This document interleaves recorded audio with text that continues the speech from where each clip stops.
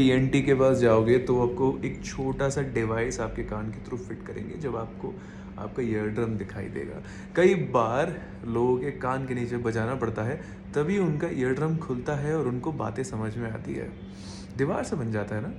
ऐसे ही कुछ हुआ ऐश्वर्या और किशन के साथ भी, लेकिन रियल वाले दीवार के साथ। ऐश्वर्या 1980s में एक टाइपराइटिंग प्रोडक्शन कंपनी में काम किया करती थी और किशन उससे बहुत प्यार करता था। दोनों रिलेशनशिप में थे और एक दूसरे के घर में कोई खबर नहीं थी कि ये चल रहा है। किशन रोज़ छोटा सा डिब्बा जिसमें खाना उसका प्यार से बना हुआ लेके ऐश्वर्या के कंपनी में जाता था, और क्योंकि आउटसाइडर्स अलाउड नहीं थे तो वो बस बाहर खड़े थे कि टिफ़िन देता था, उसमें एक छोटी सी चिट्ठी, और वो खिड़की पे जाके खड़ा रहता था क्योंकि ऐश्वर्या खिड़की के पास बैठती थी। तो दोनों खिड़की के थ्रू एक दूसरे से बात करते थे और खुशी खुशी घर चले जाते थे। ये सिलसिला कुछ देर चला और एक दिन ऐश्वर्या के घर पे रिश्ता आया। ऐश्वर्या डर गई।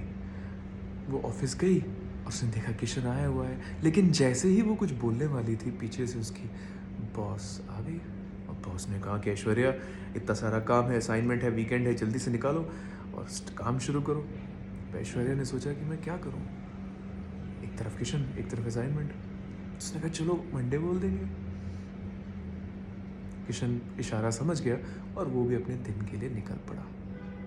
मंडे को जब ऐश्वर्या वापस आई तो पता चला कि जिस खिड़की पे वो बैठा करती थी उसी खिड़की के इस तरफ एक दीवार बन चुका है, और कुछ ही दिनों में या हफ्तों में वो खिड़की भी तोड़ देंगे।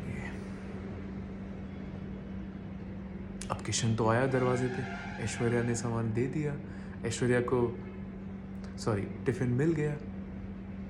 उसने चिट्ठी में पढ़ा किशन की प्यार भरी बातें, ऐश्वर्या को बताना है कि घर पर रिश्ता आया हुआ है, पर उनके बीच में बात का और कोई जरिया ही नहीं है। किशन दूसरी तरफ से बात करता रहा, लेकिन ऐश्वर्या की कोई आवाज़ ही नहीं आई क्योंकि बीच में दीवार था। ऐसे कई दिन निकल गए और किशन को लगा कि शायद कुछ परेशानी होगी। ऐश्वर्या के पिता की मौत हो गई, सिचुएशन कॉम्प्लेक्स हो गया और देखते देखते ऐश्वर्या की शादी हो गई। कई बरस निकल गए और जब ये एक दूसरे से मिले तो पता चला कि दोनों को दीवार के बारे में कभी पता ही नहीं था। क्या आपका किसी व्यक्ति के साथ दीवार है बीच में? क्या वो दीवार आपके मन में तो नहीं? सोचो।